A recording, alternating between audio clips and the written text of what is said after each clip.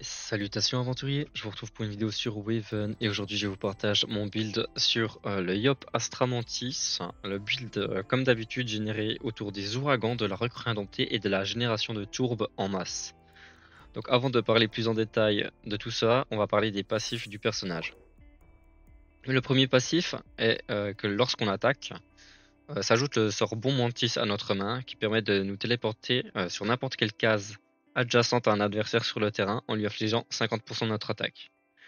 Ce qui est vraiment intéressant avec le passif de base, c'est le repositionnement.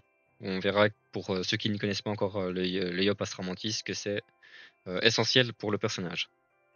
Le premier passif à aller chercher une fois le niveau 15 atteint est Puissance Astramantis qui permet, lorsqu'on consomme des jauges, c'est-à-dire en invoquant des compagnons, de gagner des dégâts des sorts ainsi que de l'attaque à tous nos personnages sur le terrain en fonction de la jauge consommée.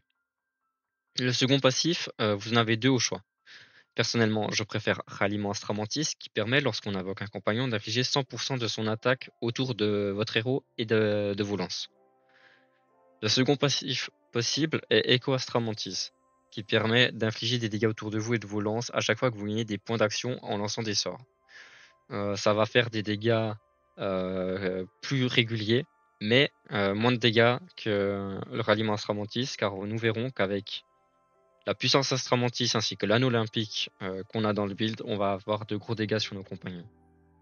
Au niveau des sorts éthers, on va prendre Algarad et Curasiop pour de la pioche. Côté stats, on met tout en point de vie. Alors je vais commencer déjà par parler du coup des anneaux, étant donné qu'il y a des petits changements par rapport à ce que je fais d'habitude. Alors les trois premiers ne changent pas. Toujours l'anneau blond pour booster nos magitaires au fur et à mesure que le combat avance. L'anneau obscur qui permet de générer des ouragans et donc de gagner des jauges éthers. Et l'anneau Rouboros qui permet à la fois de booster nos magitaires de manière très efficace, étant donné que c'est l'anneau actuellement qui donne le plus de magitaires du jeu, mais également il va donner des stats aux compagnons. Et ces stats aux compagnons, on va les prendre parce qu'ici on joue beaucoup plus sur les compagnons qu'avec les autres builds que j'ai présentés jusqu'à maintenant. Le dernier anneau, c'est l'anneau olympique, qui permet de booster les dégâts de nos compagnons, plus on a généré de jauge depuis le début du combat. Enfin, en brassard, on va opter pour le brassard de l'âme rocheuse pour invoquer rapidement nos compagnons terre, car c'est les compagnons qu'on a enfin la jauge dont on a le plus besoin pour invoquer nos compagnons. D'ailleurs, en parlant de compagnons, parlons-en. Recrue indomptée, comme j'expliquais, qui est vraiment au centre du gameplay, car elle va nous permettre sur son attaque de piocher notre prochain sort à 6 points d'action ou plus. Ce sort, c'est Tourbe d'Albuera, excusez-moi, qui va nous permettre de générer de la tourbe du coup à chaque tour très rapidement dans le jeu. Le second compagnon, c'est Évangéline, qui va nous permettre à la fin de son tour d'infliger son attaque aux adversaires alignés avec elle. On verra que grâce à ce build, elle peut monter à des valeurs d'attaque très très intéressantes. Et donc ce passif est vraiment intéressant en l'occurrence. De plus, comme elle fait partie de la confrérie du tofu, tout comme nos deux derniers compagnons, elle nous donnera une jauge éther à son invocation. Tristepin est le prochain compagnon. C'est un compagnon qui fait énormément de dégâts de base, il a vraiment un gros body. Et du coup, c'est pour ça qu'on le choisit. De plus, comme il appartient à la confrérie du tofu, il nous donne une jauge éther à son apparition. Et le dernier compagnon est Ruel, toujours de la confrérie du tofu, qui lui, sur son attaque, va toucher tous les adversaires autour de lui.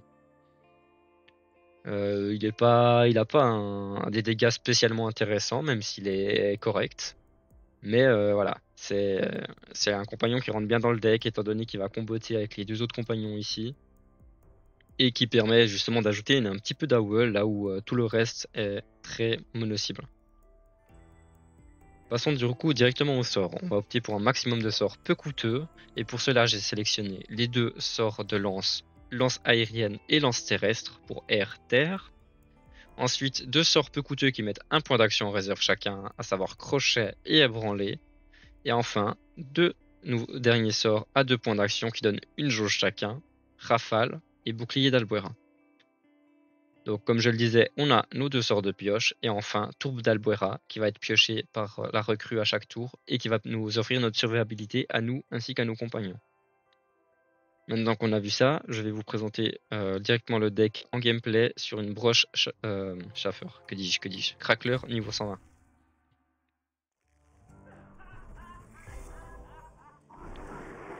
Ici, idéalement, on aime bien avoir un sort de pioche dès le T1. Donc ici, on a de la chance parce qu'on a à la fois ébranlé et cuirassiop. En fait, ébranlé, du coup, va permettre de préparer le... de préparer l'ouragan pour le prochain tour. Mais je vais quand même piocher.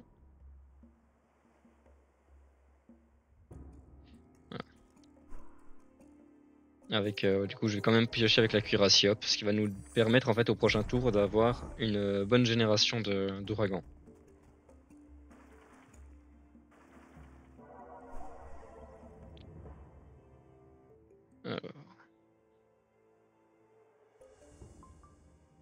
Donc ici, mon choix va se porter sur lui pour attaquer.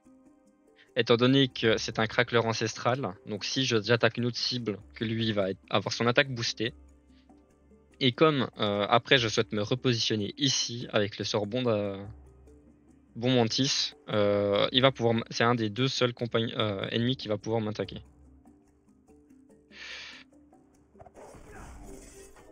Donc là, je vais commencer. On va commencer à générer nos petites jauges.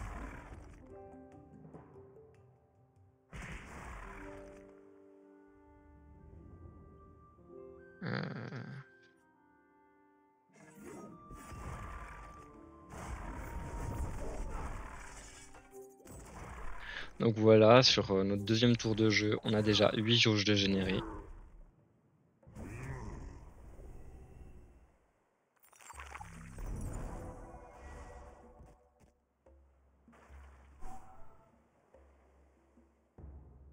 Ici, on va continuer à kite. D'un côté, on pourrait rester ici pour générer un maximum de jauges terre, ça nous ferait 3 jauges terre, ce serait très bien. Cependant, on va prendre très très cher. Et ça, je suis pas sûr de le vouloir.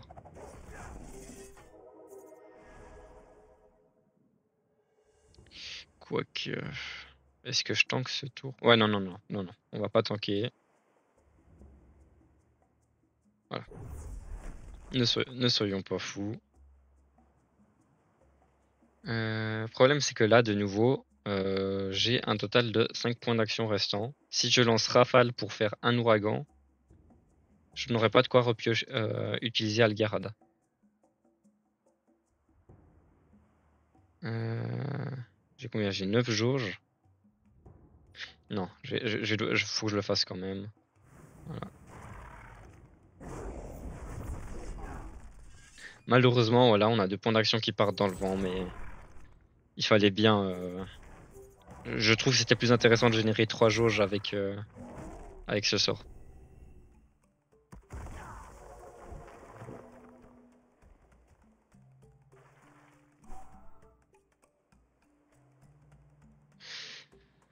Alors, voyons voir.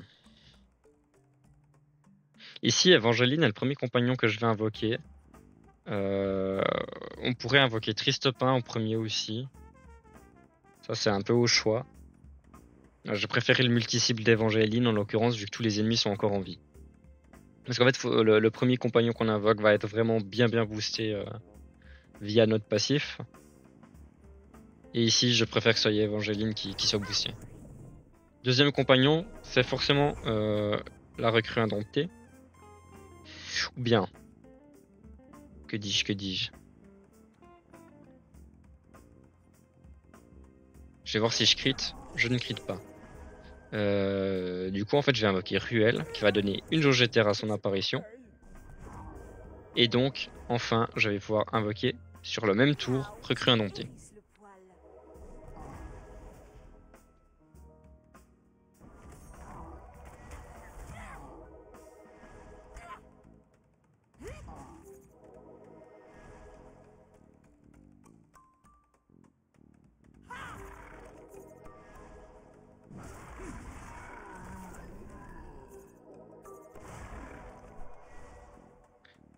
Voilà, malheureusement, Evangeline va prendre très très cher. J'espère qu'elle survivra. Malheureusement pas. Ah, c'est de ma faute, j'aurais dû la sécuriser un petit peu plus.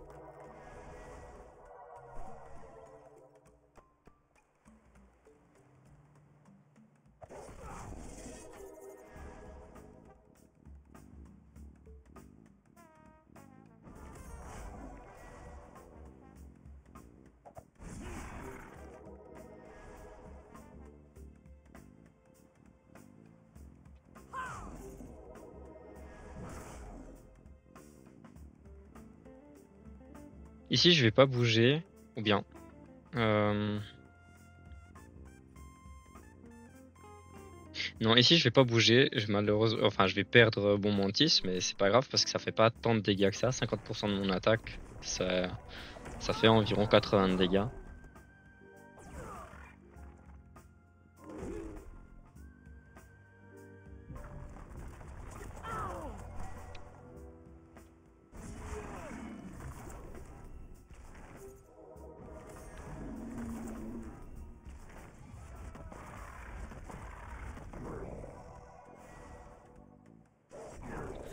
Ici, je vais me positionner de manière à pouvoir toucher tout le monde avec Tristopin. Parce qu'en fait, du coup, je vais l'invoquer, ça va faire son attaque autour de mon héros. Alors, j'ai pas de lance sur le terrain, mais ma foi, c'est déjà pas mal. Donc, un petit 546 comme ça.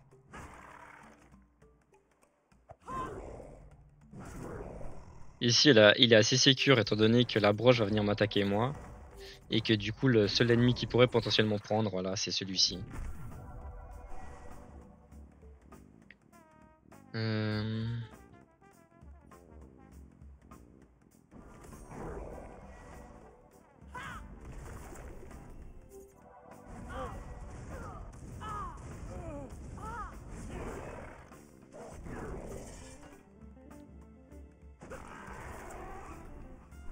Voilà, et puis là, du coup, bah, ma foi, vous voyez que le build est beaucoup plus rapide que les autres builds que j'ai présentés jusqu'à maintenant.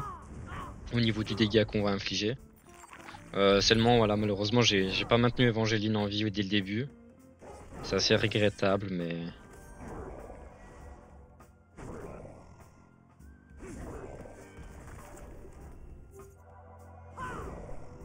À prochain tour, il est mort, du coup.